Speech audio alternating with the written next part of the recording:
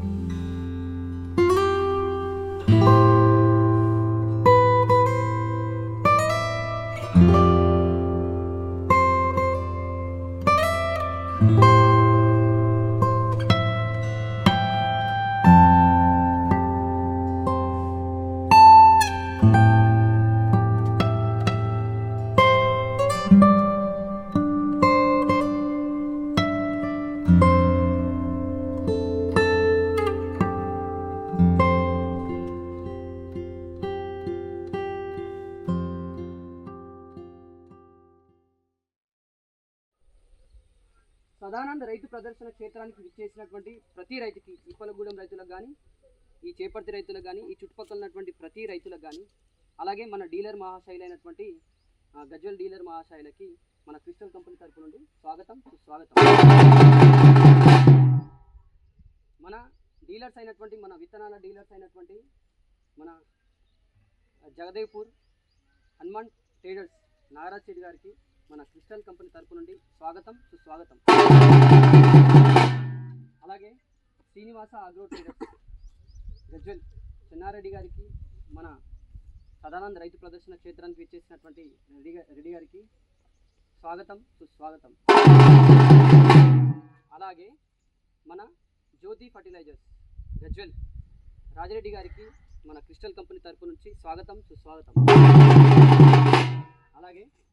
వరలక్ష్మి రైతు సేవా కేంద్రం కృష్ణ గారికి, గజ్వెల్ కృష్ణ గారికి స్వాగతం, సుస్వాగతం.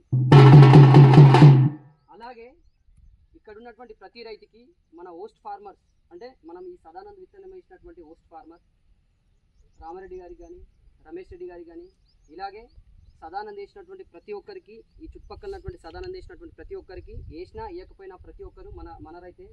సో వీళ్ళందరికీ ఇప్పలగూడెం కానీ చుట్టుపక్కల ఉన్నటువంటి ప్రతి ఒక్క రైతుకు క్రిస్టల్ కంపెనీ తరఫు నుండి స్వాగతం, సుస్వాగతం.